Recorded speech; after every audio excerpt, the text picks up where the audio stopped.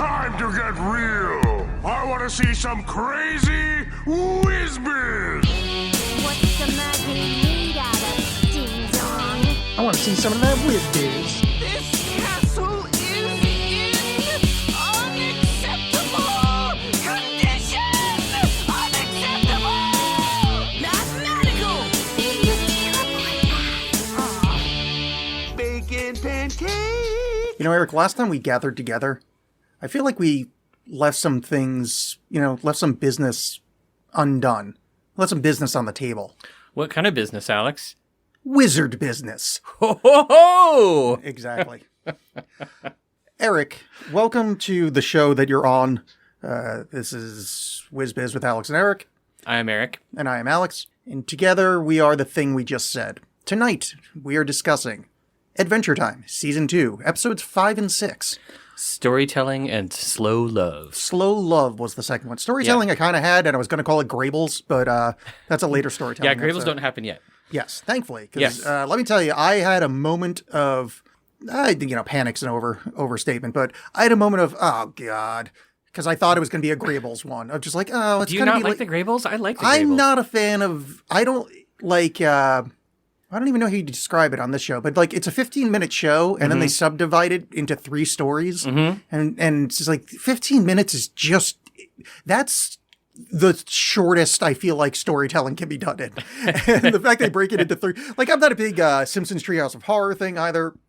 You know, I have to say, I have listened to you tell stories and have never heard you tell a story in as little as 15. That is, I mean, I appreciate you trying to dunk on me, but me being overly lengthy about telling stories is not one of my faults of my many. Generally it's, oh, let me tell you this great story, 35 seconds later it's over. Like that's true. That's the whole thing. Yeah. But I mean, if we want, we can enumerate all my other faults for you to dunk on later.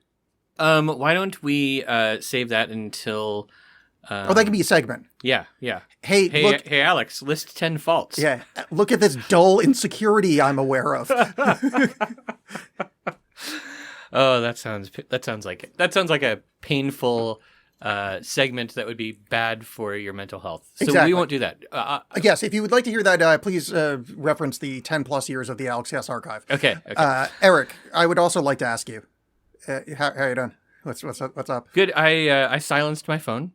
I very much appreciate that. I saw that before, and I said, that's a man that remembers the tongue lashing he got. That's sort of the biggest change in my life. It's a big one, though. It's a big step. Yeah, I know. I'm not feeling any anxiety about it. I know that my phone is silent. It's sitting many feet away. So even if it does make a noise, it'll be faint. Here's the thing, though, is... Oh, wait, you're not going to fall for this. Forget it. Multiple of my friends, and myself included, have that kind of OCD. Like, you could get in their head by just out of nowhere going, hey, I was just thinking, you forgot to lock the front door, didn't you? It just, like that. And I was just going to do the, it's funny, Eric, I know you brought the screen up. I don't think you actually went to the mute Ooh, thing. I did. I remember doing it. No, it. but the thing is, but you've got too much confidence and memory to fall for that shit. Yeah, you don't have the weird OCD broken brain as me and some other friends. So Alex, there's that sort of stereotype of men about how when they get colds, they turn into like whiny little wimps and they curl up on the couch and they're just completely useless. Does that happen to you? I'm glad. Yes. Yeah. No, I've been doing really well. Just fucking with. Do I whine on the couch when you get a cold? When I get a cold? Yeah. Like a little sniffle. No, I mean, green stuff is coming out of your nose. No, what I do is I bravely soldier on like a man from the 1900s, saying none of this is real. Emotions and feelings are nothing to me.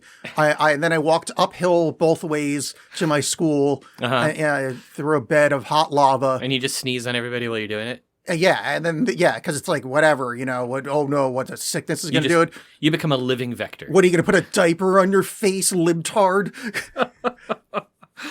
So yes, I do that. I usually text people and say, "Oh my God, I feel like shit. Can you please send me funny memes to make me feel better?" So you're basically just like Jake. I mean, I'm a shape-changing magical dog. Yes. No. I mean, you get whiny and you need a story told to you. Oh yeah, that too. I never really thought about that. Yeah. We're a lot alike in that way. Yeah. Like past the surface level, like how I'm yellow and can change shape. I'm voiced by John DiMaggio as well. Yeah, you are. It sounds great, by the way. Thank you, John. You know what's weird about that is, I was just referenced Alex Cast. That started in 2010. So John DiMaggio has been doing this voice, my voice, for 13 years now.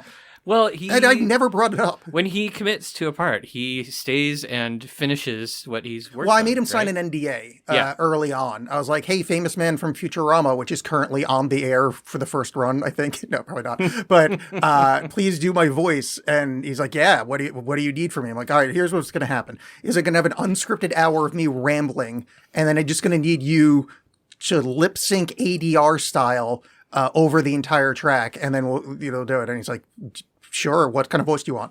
I want you to do an exact imitation of me. And that's the story of it. I mean, the thing that's weird is, like, How little I have to say about this episode, so I'm just grasping but at how saying anything. strange it is to think about John DiMaggio having this conversation about himself talking like you. Oh, yeah. I didn't even think about that. Yeah. Oh, this is weird, dude. It's yeah, so this meta. Is, this is like, yeah, exactly. This is super meta. I don't know what's going on. Is this a Rick and Morty episode? All right, so storytelling, season 2, episode 5. Jake is sick. Yes. He's got the sniffles. He pukes. He like whines and whines and whines until Finn brings him soup, and then he drinks the soup, and then he pukes it everywhere, and then he's like, I need a story. You have to tell me a brand new story. And then he's like, I don't want a made up story. I want a real story. Yes, I did enjoy the once upon a time. It's like, no, I've already heard that one. That was fun. Yeah.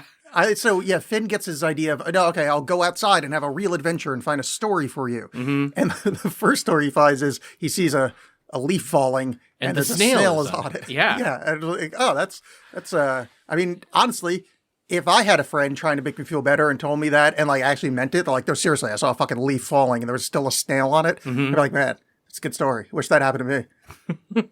It's kind of the most prominent appearance of this. Isn't it? Doesn't it like, yeah, I guess you're right. I have a memory of it like being center camera waving. That's where it, like maybe earlier in an earlier episode, it could have. But, apparently the snail shows up in every episode. Oh, yeah. And I don't know it's if we sort of talked like about that a- on the show. So there's Yeah. another example of audience at home. If you want to go through and watch every episode of Adventure Time and make a list, an Excel spreadsheet of every appearance of the snail and send it to us, I mean, we'll pay you back with like, I'm pretty sure we'll say thanks. that's already been done on the Adventure Time wiki. All right, so if anybody wants to find this wiki that he's talking about and send it to us, but I want it in an Excel spreadsheet. Google Docs is fine too, the Google spreadsheets, LibreOffice. It doesn't have to be like Microsoft spreadsheet. I'd be happy with a CSV file. A CSV file would be fine, or like one of those like, is the CSV the one with comma? Is that Yeah, what C is for? Okay, I was Yeah, like, C I was stands like, for no, that comma. dumb comma thing. It's like, oh, no, that is CSV. So Jake's like, fuck you. Your efforts mean nothing to me and my sickness, and he sends Finn back out again. He tells Finn that if he doesn't get better, he's going to die. Oh, yes, he's and gonna. that when he dies, his guts are going to blow out of his face, Yes.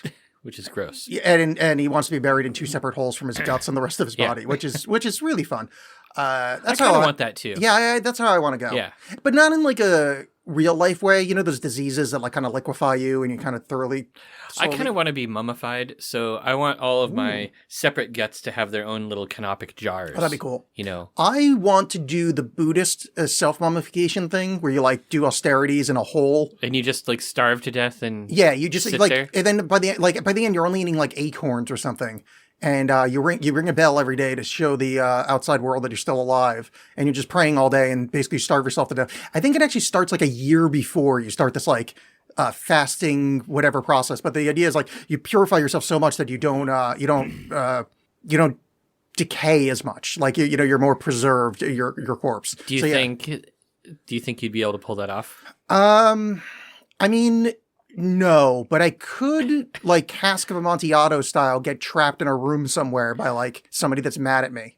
Oh, I have a perfect room. There's a little alcove right over there. Ooh, I would love to see what's in there. Yeah, I think there's a cask of Amontillado in there. Oh, sweet. I stashed it in there the first time we recorded the Alex cast. Walking together. noise, walking noise, walking noise. Mortaring noise, mortaring noise, mortaring noise. Welcome back to WizBiz with Eric. And I'm your new host, Alex. This one I'm voiced by me. Eric didn't realize he just walled up John DiMaggio. Which is fine, because there's not going to be any more Jake the Dog adventures. Well, you never know. You never know.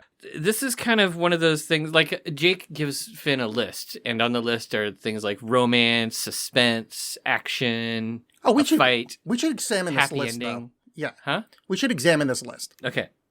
Mostly it's handwriting. It's terrible handwriting. Some of the letters are backwards or whatever. But we've established that Jake is the head editor of a holographic news service. And all those things were well spelled when we saw that. Yeah. So what's going on here? Is this some kind of, is he gaslighting Finn into thinking, oh no, I'm your cool, wacky brother magical dog. Look at my wacky handwriting. I think really, it's because he's sick. Do you think he's so sick he got like Toys R Us style dyslexic? Yeah, I think that's what happened. Oh, it's all a right. brain fever, for sure. Oh, I didn't think about brain fever. Yeah, he's oh, totally you know, got he the might brain he might fever. have poo brain. He has poo brain. He probably caught it from that He time. probably got poo brain from, just the episode before. Well, yeah, he probably got poo brain from Ice King. Yeah. I mean, I think that's probably the most obvious choice. When he goes into the woods. You mean Jake? Finn. Finn. When Finn goes in the woods, he is always going to be Finn. Mm-hmm. I think Jake is an it. It's a disgusting animal and should be referred to with human pronouns. Please don't listen to old episodes where I say he about 15 million times when referred to. So Finn goes out into the woods looking for adventure, and his first thought is, I'm going to find love. I'm going to see scenes of love. And he does some uncomfortable stuff. Yes. So he finds a couple of ants, and he's like, hey, you guys in love? And they talk to him in an ant language, which was fun. And then he runs into, maybe there's some other stuff, but the main one is he runs into a goose and a fox hanging out. And it's Mr. Fox. Mr. Fox. This is the first appearance of Mr. Fox, by the way. Yeah, who shows up quite a few times after this. Yeah. And Finn bodily forces them to kiss. And the goose's name is Bubba Fina. No. Okay, so according to the captions, her name is Boob Afina. Booba Fina? Boob Afina. But they say Bubba Fina. Oh, do they? Because I was reading Maybe it. they do say Booba Fina. I don't. Here's the thing: is you know that deal where if you're reading you ever see those sound tests where the line you're reading is the one that you hear, Yeah, and then you move down one. Mm-hmm. I was reading the subtitles and it said Booba Fina, so that's all I heard. Like, there's no other way around it. So it's Booba Fina. I mean, it could be Bubba, but like in my world, it's funnier because like a guy goes out in search of love, and the first things he finds is boobs. You know, like that's such a male story. You know, I feel like we've all had that story happen. I've never actually touched a boob in real life. Oh, really? Yeah. Well, maybe you'll get some volunteers from the podcast audience. Yeah. Probably not. I mean, I'm open to suggestions, audience. So if you're, give me a DM at Alex Bolin, with two X's, two L's. We could talk. Be like, hey, what's up? I hear that you're looking for love on the internet. And I'd be like, yeah, I am. Let's have a chat. Oh man. And then and then they can DM me them titties. I mean, you can always just go find a goose. Yeah, but then it's like goosey goosey gander. Whither shall I wander? And no one's ever going to answer that. Do you even know what that is? Sorry, I just said that out loud. I mean, I've definitely heard it before. Isn't it an old nursery rhyme? Yeah, I think it's an old nursery rhyme. It's one of those things that's been in my head my whole life. And I'm like, but all I know is that line. I don't know where it's from. You should Google it. And it's more fun to just ask random people. Well, I'm not random. I think you're pretty random. I'm pretty sure I'm so you random. see me regularly, and that makes me less random than just some rando on the Let me street. ask you, what's our schedule of seeing each other? I mean, we see each other like once a week, pretty much. Well, yeah, but it's not like a regular day. It's almost always one of two specific days. Yeah, it sounds pretty random to me. It's pretty regular. No, pretty regular. We have a 50% randomized rate. A 50%, it's not random. What do you mean that's 50%? It's either Saturday, it's either Sunday or Thursday. That's very random. There's no way to predict it to. I think I could predict it. I betcha I could predict it pretty accurately. Well, yeah, because I never do anything. So I'm always open to whatever day you have free. Again, ladies, DM me. I can give you all the attention you need. Oh, God. He then finds a young bear. What do you call a surly teenage bear? A surly teenage bear. Yeah, surly teenage bear. Spray painting bear on an old car. Yes. One of the things I really liked about this episode is as Finn wanders through the woods, there's tons and tons and tons of that pre-mushroom war, like post-apocalyptic junk everywhere. Yeah, there was like a boombox in one spot, and Yeah, there was like and there's like old cars, and there's just prehistoric, or there's just ancient trash everywhere, which is kind of cool. Like we've brought that up before. Yeah. Like this season, and more, they're gonna start leaning more into the lore and talking about how, how he's Data's evil brother. Mm-hmm, yeah. How I'm flipping out. Yeah, I was going to describe that. No, how Ooh is Earth. Yeah. Yeah. There was a show on Discovery, or one of the things that proposed itself to be science back in the day, called After Humans. Mm-hmm. That they did an apocalypse and then saw the world, what it looks like in 20 years, 30 years, 50 years, whatever. And I'm pretty sure after 1,000 years, most boom boxes are going to be dust. Oh yeah, they'll be crumbled to bits. Yeah, they won't actually survive. So I would just say that the infrastructure of Ooh, hardy. So like, yeah, because maybe they're the apocalypse in like 200 years from where we are now. So like their infrastructure was like, I can't do it. God damn it. I mean, I can do it. I'm just not good at it. I have a different theory. My theory is that some of the magic in Ooh just keeps stuff from decaying. That's a good one. Yeah. I've been reading The Dark Tower, and that's part of the thing there, that time works weird on their side. So like that's why they can go to, there's still like working monorails, and there's like the remains of New York is there. And it's like that line from Angelina Jolie's masterpiece, Tomb Raider? Oh, okay. Tomb Raider. Time is broken here. Yes. I don't remember that, but I watched that movie when I was very drunk one night. I came back from the bar and it was like 2 a.m. And it was on some streaming service and I'd never seen it before. And I loved it. Like, I was like, this is the best movie I've ever seen. Like, have you watched it sober? I have. And it is not the best movie I've ever seen. It is so far from the best movie I've ever seen. It is such trash. It is such a horrible movie. I watched it. That's an old movie, too, because I think I watched it when I was still married. I think that's probably... That's either 2003 or something. I was about to say, yeah, that's either late 90s or like 2004 at latest, I'd say. Yeah, I would say that fits within my window of being married. But I just remember my ex-wife and I laughing at that movie so much when we watched it and making fun of it constantly. And that's why that "time is broken here" line stuck in my head, because we would say it to each other constantly. Anytime something was screwed up, we'd be like, oh man, time is broken. Yeah, in The Dark Tower, it's "the world has moved on." The world has moved on. Yeah, that's his kind of cover. God, I'm not going to talk about that. Okay. I want to talk about The Dark Tower just for 1 second. No, you already talked about The Dark Tower. No, but this is more important because it's got it later. Stephen King wrote himself into the story. So the characters actually go and meet Stephen King, the writer. And it turns out Stephen King, the writer, is like this incredibly important thing. And the only reason I'm trying to finish it is because I'm so deep now. I'm on the last book. I'm like, fuck it, I'll just power through. But Jesus Christ, fucking don't write yourself into a story. Don't look at me when I say that either. But I would never write myself in by name. Right. Vague references to yourself are fine. Yeah. Because he referenced himself a couple books before, and I was like, oh, that's fine. It's like a throwaway multiverse thing. I don't give a shit if you make a reference to yourself. But then he's fucking there meeting. Anyway, so the bear sucks at fighting, and Finn just headbutts it once, which... Dude, Bear, you're getting owned in front of your mom by a teenage boy. If you can friggin' headbutt a bear into unconsciousness. Oh yeah. I mean, think of how thick a bear skull is. I should probably say that. I do appreciate the skill that Finn showed there, and the cranial structure is very impressive. I shouldn't take that. I should lead with that. Yeah. But secondary to that is, come on, Bear, dude, you got to do. Your mom's watching you, and you just got owned by a teenage boy. It is embarrassing. It's super embarrassing. And that bear, what was he, anxious angry teenage bear or something like that? Oh man, we had it a minute ago. Well, you had it a minute ago. No, you said it out loud first.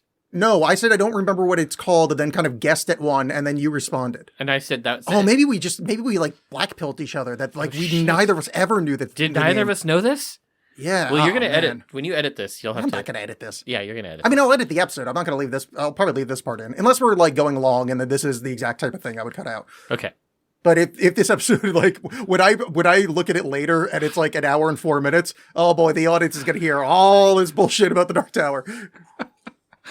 All right. So So everything is kind of so, and then the next thing that Finn does is Suspense. the suspense. He has Yeah. to do suspense, and so he's trying to find something suspenseful, and he picks up this big rock like he's going to threaten this little nest full of baby birds. I was And his thrown by that. imagination, in his imagination, he goes through the scenario and he realizes he can't do it, but he's already caused so much trouble in the forest that all the animals gang up on him, and then Forest Wizard appears. Thank you.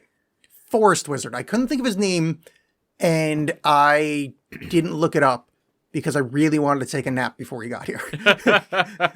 So Forest Wizard appears, bonks Finn on the head, Yeah. puts him in a cage, and is about to feed him to some magic Hey, wait a second. pit trap.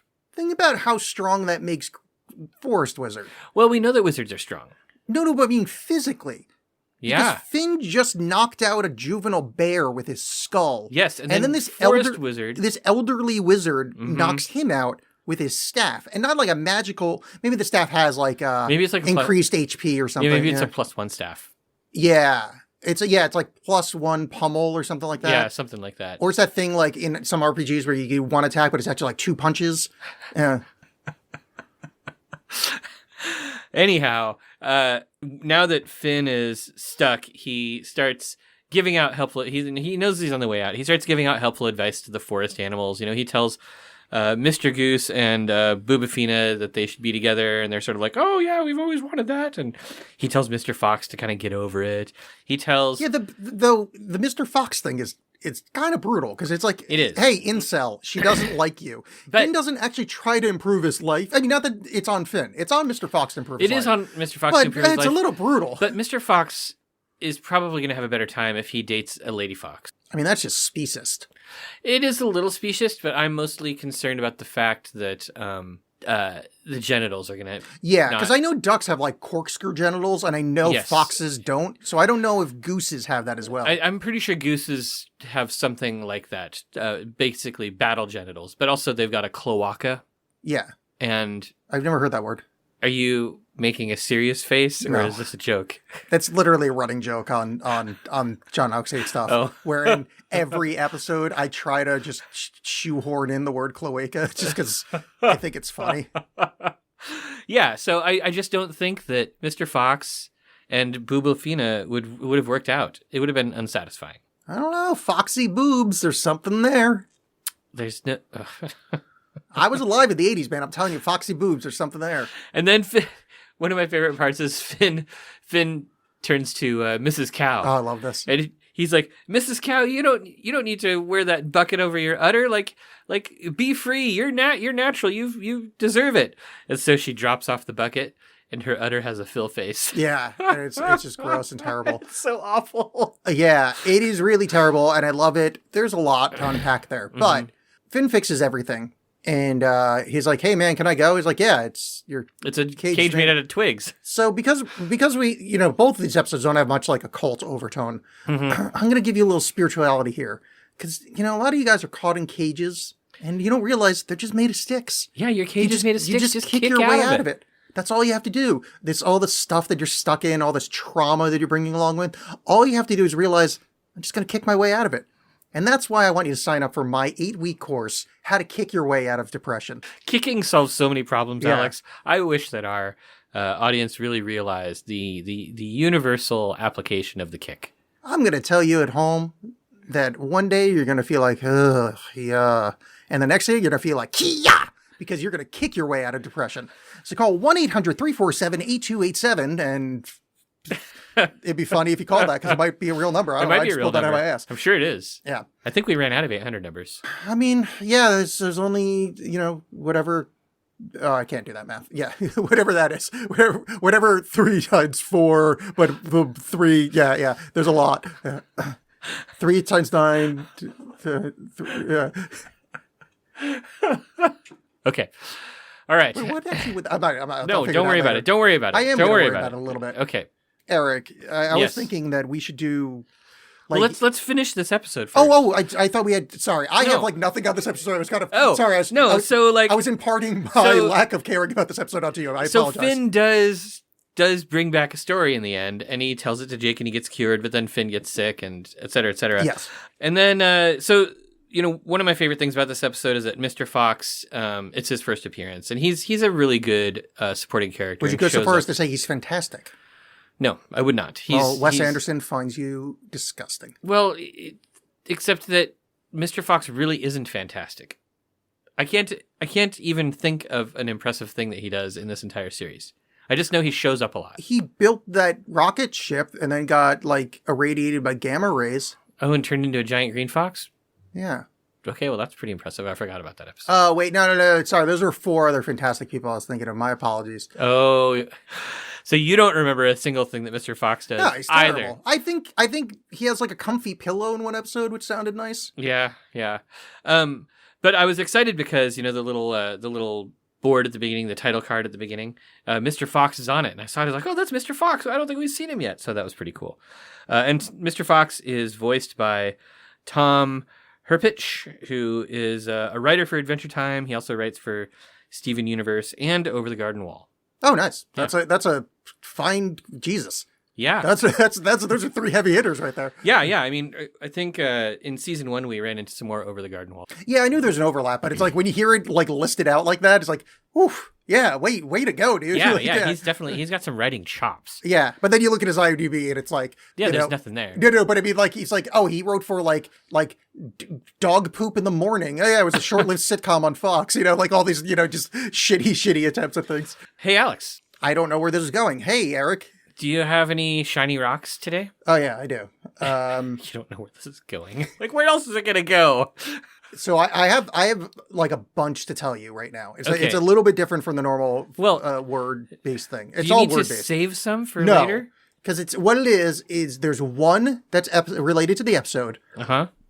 and then one like set theory, one set of words. I do know set theory, Yeah. actually. Would you like to ask me questions about set theory? No, that's it. I just like Oh, a okay. set of words, but it's under one. Yeah. How is that related to set theory? Do you know set theory? It's a set of words. No, but what I mean is it's a set that encompasses one kind of totality of itself. So it only works as a set. It doesn't work in a set in like a CSV comma separated line of things. Uh-huh. It's a set as in like a box. Okay. It's Like, yeah. Okay. Also, the only thing I know about set theory is somebody was describing how there's actually 3 different kinds of infinity, and the only way that works is something to do with set theory. And I sat there reading that shit for like an hour. I'm like, nah, my brain just doesn't. Nope, nope. Anyway, so the one Okay. that is related to the episode, Eric, do you know what the weather-related word foxy means? I didn't know how to word that. I'm like, not the one where somebody looks foxy, but like this is a weather-related word. I do not. What is Foxy? Foxy, according to the Oxford English Dictionary, through the website Mental Floss is where I found this, if the weather is foxy, then it's misleadingly bright. Or in other words, sunny and clear, but freezing cold. That's like some of my favorite weather. I love it when it's foxy. Now. Yeah, I'm a big fan of foxy boxing. You mean where it's really cold?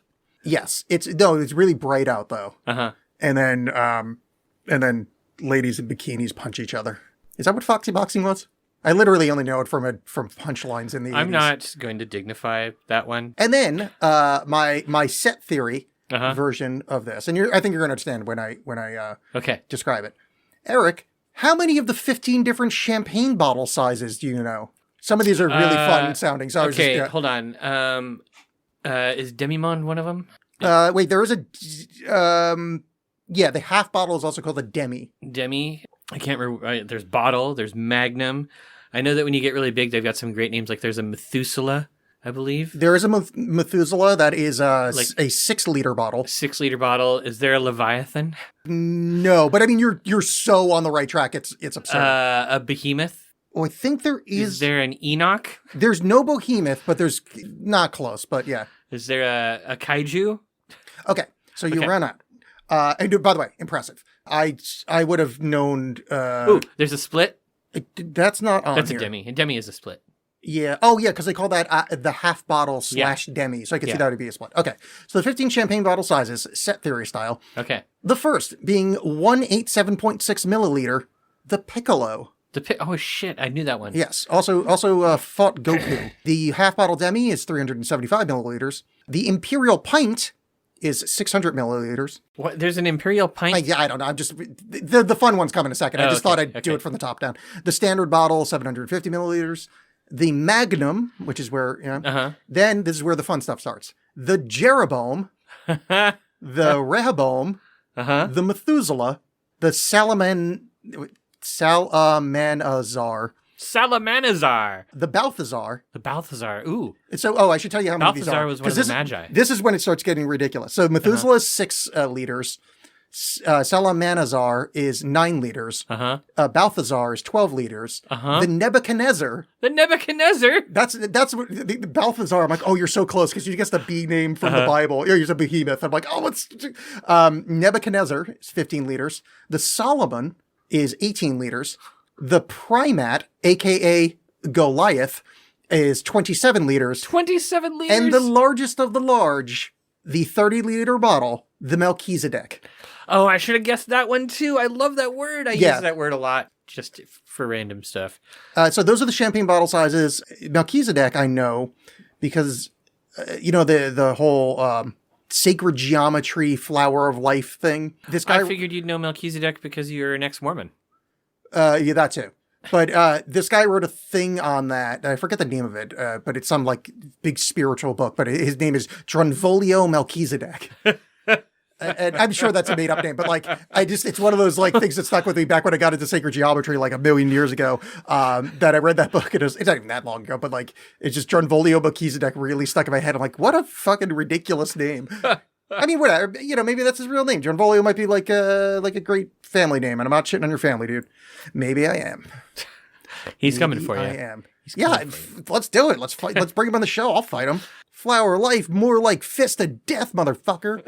Kia, kick your way into not being depressed. Oh boy, kick your way into beating Mr. Melchizedek. So, I mean, honestly, Mr. Melchizedek, if you're out there, you've caused a lot more harm than good.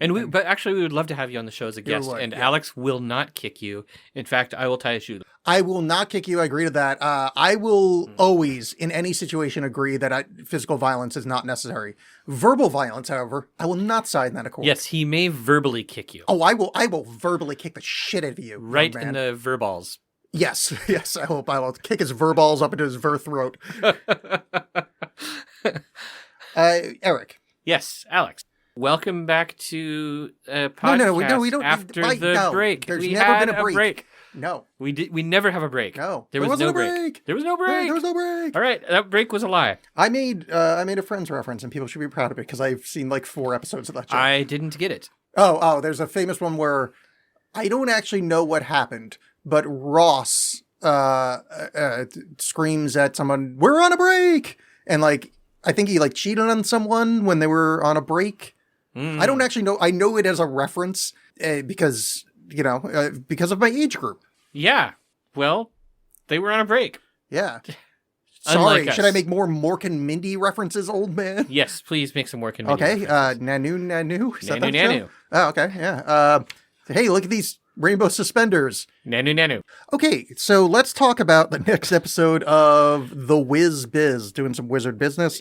That would be season 2. Episode 6. Episode 6. Slow love. So, Eric, what did you... BMO's in this episode. That's a good point. Yeah. I didn't want to keep doing that, but I would have just to see how long it would take you. Where is our BMO? It's not right there. No, BMO's missing. Really? Why? Wait, what the fuck? Where's BMO?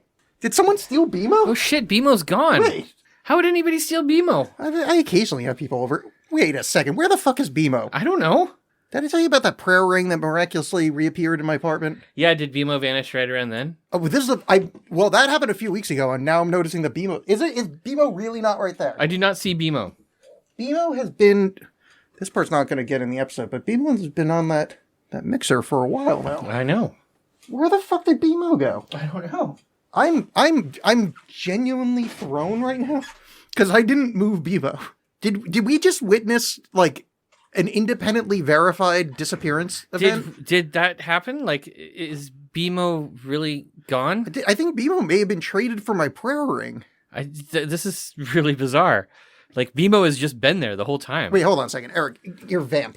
Because this might actually make it a vamp being safe. Oh, I'm saying weird things into the mic right now. So, I do remember there was a time when BMO did get moved back around our Halloween episode.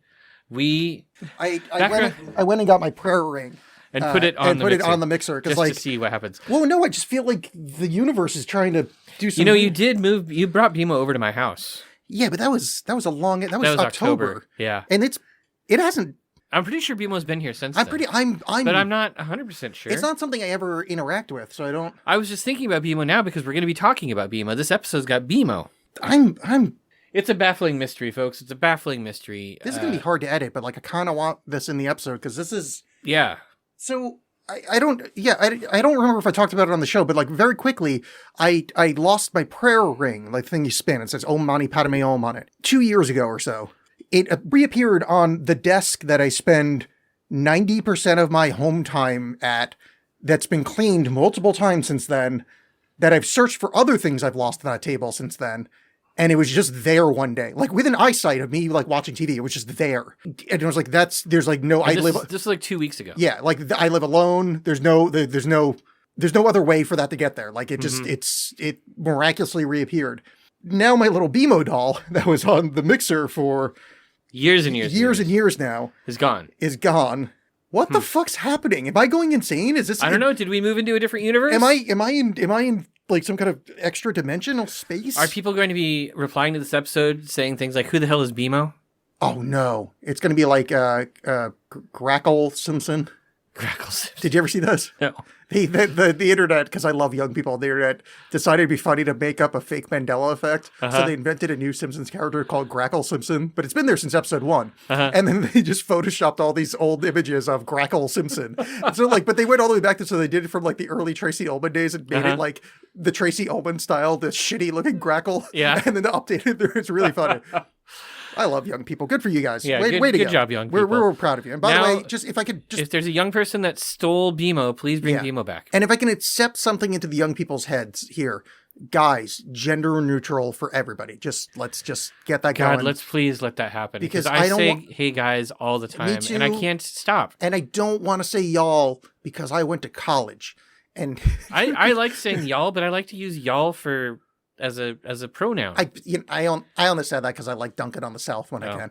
Let's talk about. Man, I'm honestly thrown by this BMO situation. Me too. But let's talk about BMO though. Let's talk about BMO in this episode because BMO is just a petulant little brat in this episode. Let me.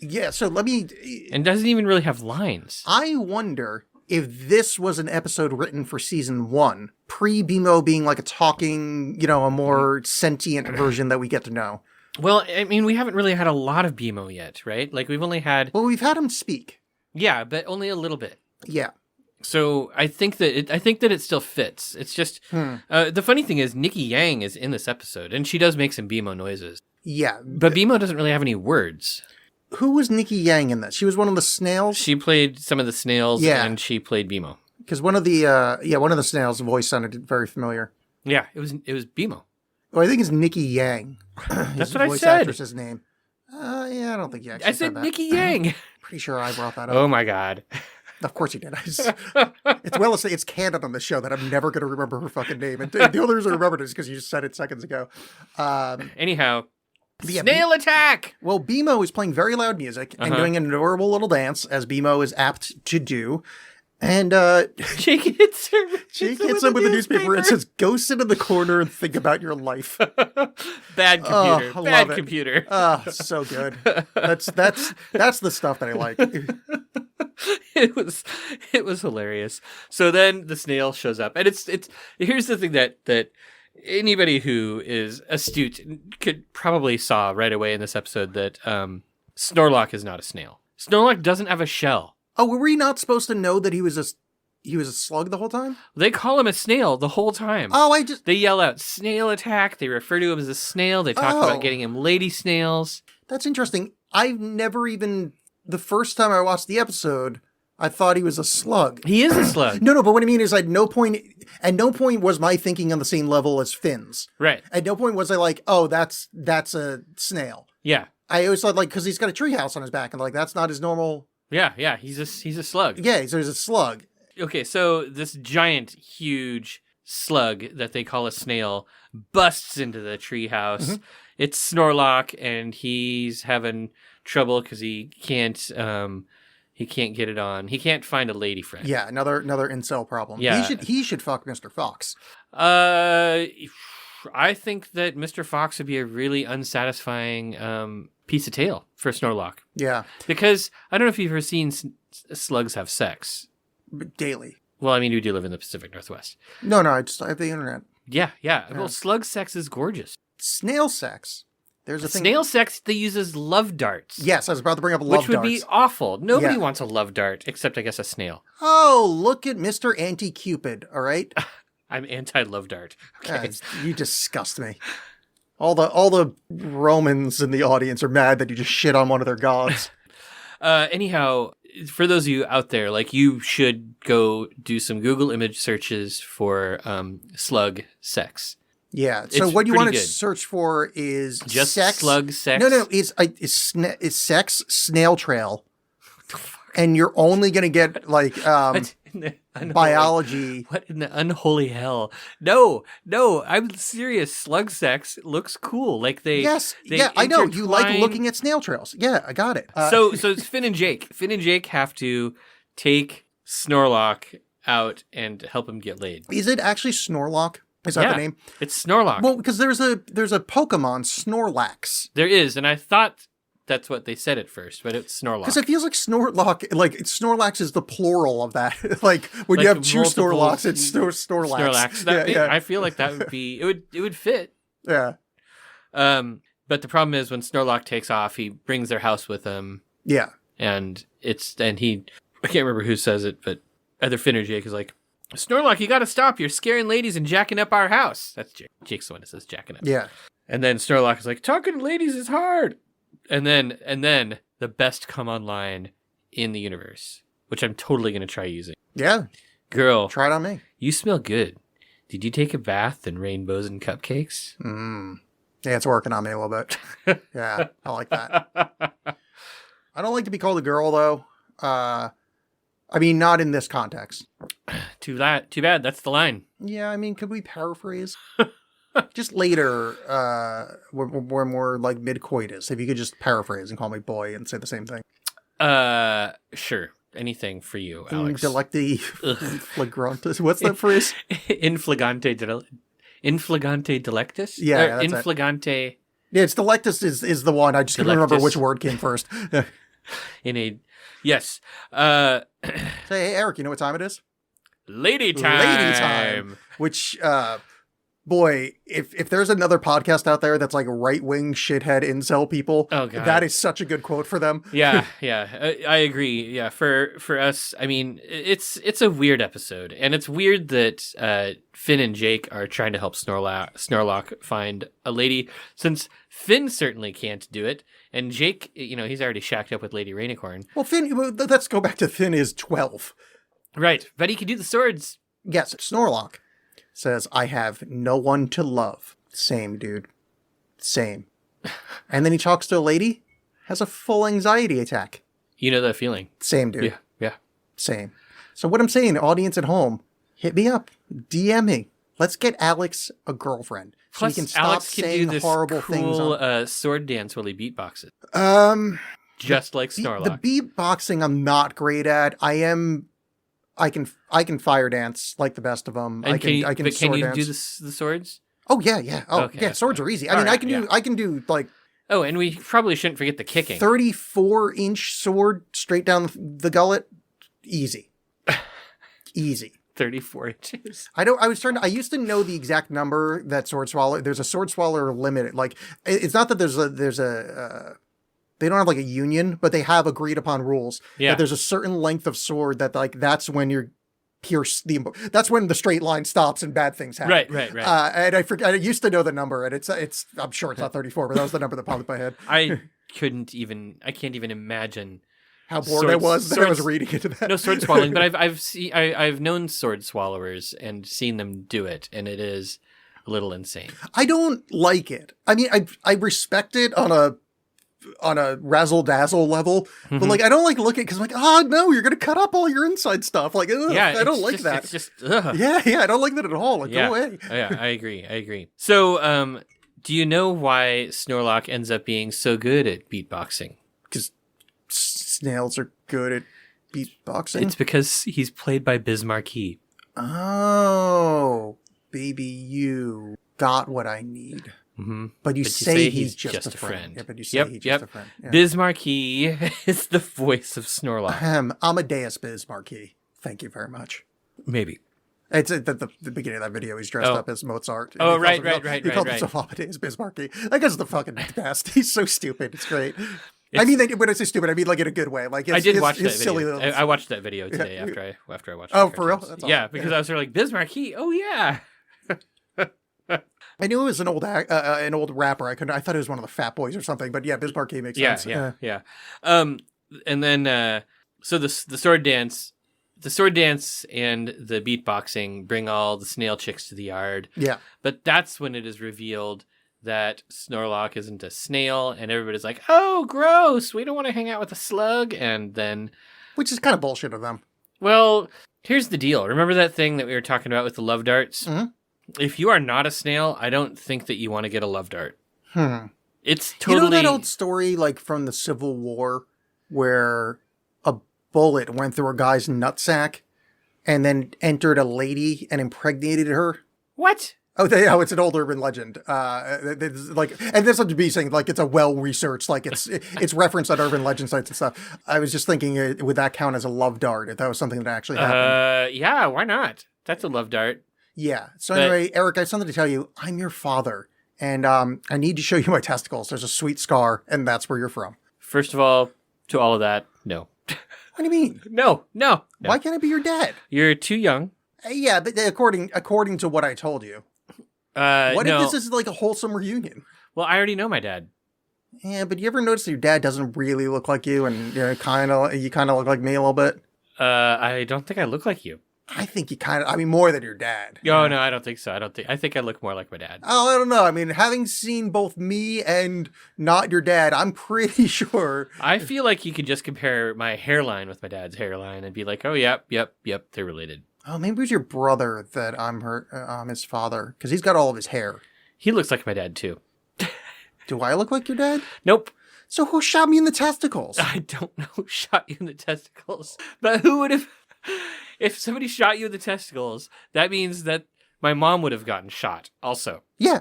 But my mom has never been shot. Yeah, according to you, you weren't there yet. So you were sort of there, technically. What that means is... A bit of you was on a bullet, and a bit of you was inside your mom. If you got shot in the testicles and impregnated a woman by being shot in the testicles, it was somebody else. Oh, God. And it wasn't me. All right, well, whatever. Time-traveling Adam Savage, I believe I've got a little bit of a job for you. Because I need a myth busted. Do you think that if I stood in front of my house in Lads Edition, maybe the center circle Lads Edition. You mean the Hudson Abadir circle? Yes, and started juggling knives while beatboxing. Like, not joking. Do you think I could pull a chick from that? Yes. Also, the term chick really grossed me out right there. Yeah, I didn't like that. I didn't like that at all. Like, I wanted to say it like in a fun, like I'm obviously joking way, but I didn't really like that at all. You would definitely attract attention. No, but I mean, like, straight up, would I get a lady? Because here's the thing is, I can learn how to juggle. Yeah. I can learn how to beatbox. Yeah. I might need to do this. I feel like you should, and this would be a perfect video for our YouTube page. Yeah, our non-existent YouTube page. Okay. I'm going to start working on this. Maybe I'll juggle. Do you think it would work with hatchets? Oh, yeah, because I figure we can multitask. I'll get like super good at juggling hatchets. If you can juggle hatchets and throw them? Yeah. If you can dodge a wrench, you can dodge a ball. Yeah. God, that's a fun movie. It is. Okay, so the episode ends with the snail. Turns out there's one of the other snails, the lady snail, is faking it too. Is faking it. Yeah, she has a Peppermint Butler's grandpa on her back. I really wanted that Peppermint to like get up and walk away. Oh, that'd be so That would have been so perfect. Hey, wait a second. Does that mean she's... Ugh. I just realized. Ooh. That Huh? indicates that she's carrying around a dead corpse on her back. Yeah. Because Candy is sentient. In Yes, I know. This. Ew. I know. Ew. Yeah. Eric, that's gross. This show's gross. It.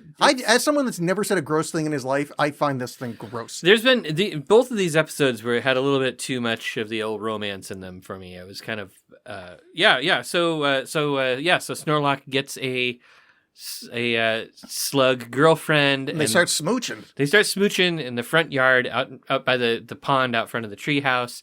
And BMO is just hanging out watching them play music. Yeah, just cheering them on and playing music. And then they end with the, 80s sitcom, oh, BMO, which is really fun.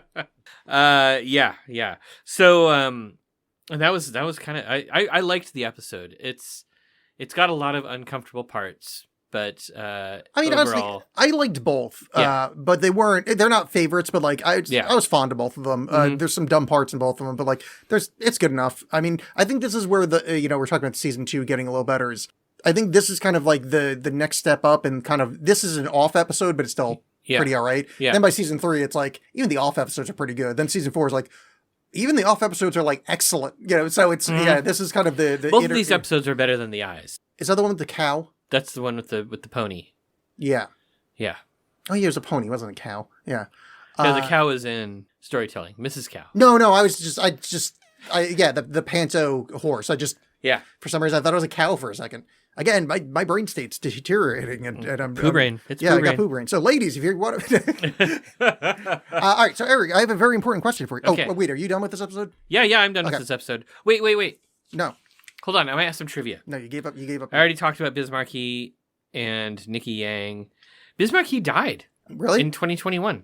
Wow. He was only 57. I don't think I knew that. No, I probably did and just forgot immediately. Maybe. That sucks. He seemed like a fun guy. Yeah.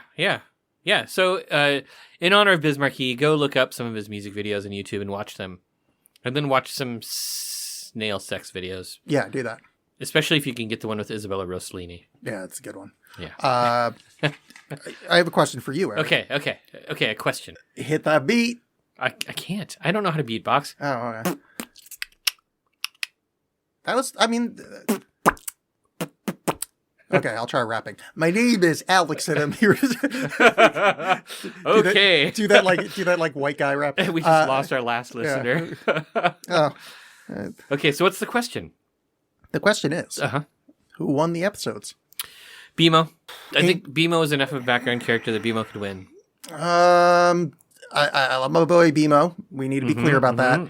But And this is not a reflection of BMO apparently abandoning my apartment in some kind of weird Fortean thing. It's going to start raining frogs later. I'm going to say Forest Wizard. Forest Wizard had a important speaking part. Yeah, but he's still, he's a throwaway character. He shows up over and over again too, though. Yeah, but so does BMO. Okay. I think BMO and Forest Wizard are the same level of interaction with the And you're episode. gonna pick Forest Wizard over BMO? Yeah, he kind of looks like you, and he smashed a little boy over the head with a stick. I don't know how to feel about that. What, because I think that you're a child endangerer? All right, fine. But Hey, learn how to take a compliment, bro. okay, fine. Forest Wizard, I'll change my vote. No, you have to change your vote. I just meant, Oh no, I'm doing it. It's too late. understand that me thinking that you beat children over the head with your wizard staff is a compliment. Come on. I was just so excited to see BMO, and It's obviously BMO. I loved is a BMO's delight. So I mean, this is sort of before BMO is really developed as a character, right? So BMO is just such a little brat. Yeah. The main reason is, I think I voted for BMO before, and I was just trying to spread the love a little bit. Okay. Speaking of spreading the love, Yes. I love segues. So here is a segue to Eric might have a segment. Oh yeah. I have a medieval Turkish Sufi joke. Oh, I would love to hear it. Okay, so part of the background here is there was I don't know what century, like 13th century or something. There was this. That is a century. Thanks. No. There was this Sufi mystic named Mullah Nasruddin who has all of these stories that are sort of like these jokes told about him that are meant to be kind of like learning jokes, right? Like you listen to the joke and you're like, oh, I'm suddenly enlightened. All right. So one day, Mullah Nasruddin's neighbor comes over knocks on the door. Nasruddin answers it, and the neighbor's like, "Hey, it's plowing time. I have to plow my fields, but my donkey is lame. Can I borrow your donkey to work on my fields?" And Mullah Nasruddin's like, "Oh, neighbor, I wish I could help you, but I already loaned my donkey out to my cousin, so the donkey's not even here right now." And then in the barn right next to Nasruddin's house, a donkey brays. And the neighbor's like, But Mullah Nasruddin, I just heard your donkey in that barn. Your donkey's totally here." And Nasruddin gets really mad, and he looks at his neighbor. He looks him right in the eye, and he says, "Are you going to take the word of that ass over mine?" Wow. You know, Eric, I wonder if that was a flavorless, disgusting powdered covered candy, because that was a Turkish delight. Did you save up a joke? Did you make up a joke while I was telling my joke, and you just didn't listen to my joke? The Turkish delight thing? Yeah. Oh, yeah, I did. Yeah. So you totally didn't even listen to my your joke. I listened to it. You didn't even chuckle. There wasn't even a Well, it wasn't little bit- funny. It was pretty good. I mean, it's not a comment on you. It's. I just everybody else I've told that joke to has laughed. Yeah, and I don't like that kind of harsh language. You love that kind of harsh language. You use it all the time. I dare you to find one example of me using harsh language. Okay. And also, you know my feeling on the Turks. Okay, fine. I've got another one.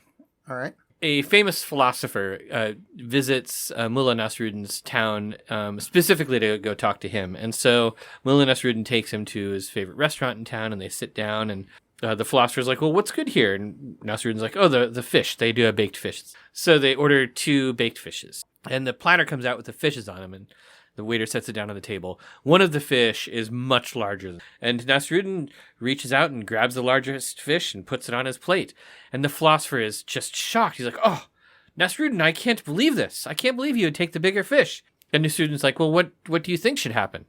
And the philosopher says, "I believe that a conscientious man would take the smaller fish and offer the bigger fish to the other person." And Nasruddin says, "Oh, well then." And he takes the smaller fish and he puts it in front of the philosopher, and he's like, "Well, there you go." I don't think I get it. He's basically saying that the philosopher is a conscientious man.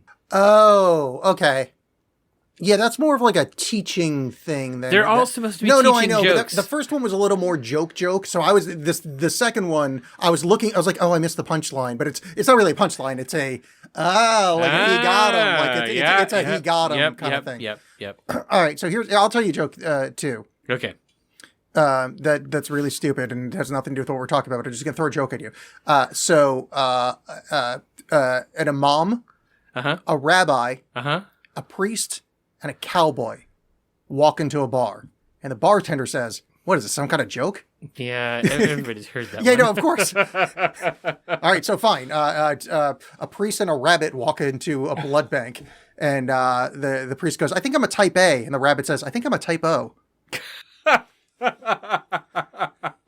Okay, that one's good. Yeah, it's really stupid. Okay, so let's, Eric, give them a call to action, because I'm not All right. good at this. So everybody out there, the best call to action for a podcast of our caliber, when we're small and we don't have a lot of listeners, so the best thing you could ever do is to call your mom and tell her about this podcast and tell her how awesome you think it is. Or call your college roommate. Call somebody you know who has also watched Adventure Time and has talked to you about Adventure Time. For instance, I learned about Adventure Time from a stripper at a strip club that doesn't exist anymore, way back when it was still on the air. And if I still was in touch with this particular stripper, I would totally be like, "Hey, you should check out my podcast. It's about Adventure Time." Agreed. So that's the call to action. Call somebody you know who loves Adventure Time also, and get them to listen to your favorite episode so far. You now have like 15 to choose from, so it should be pretty easy to find one. Yeah. Even if your favorite episode is just our trailer. Okay, that's my call to action. Also, feel free to text them, because I'm not a big phone call guy. So, yeah, you don't have text to is call fine. them. You Yeah. can text them. And how are they going to find it? Well, whizbizpodcast.com is where you can find us.